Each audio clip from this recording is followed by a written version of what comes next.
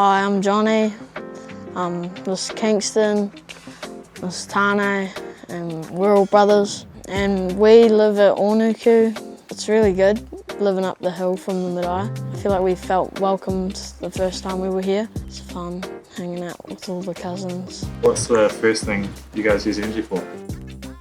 I see people using energy when they are cooking, playing. I use energy a lot by walking down the hill to the school bus, thinking, writing, playing with my friends. Yeah, it's fun using energy, playing rugby and jumping on the tramp and eating the food that's been cooked using energy.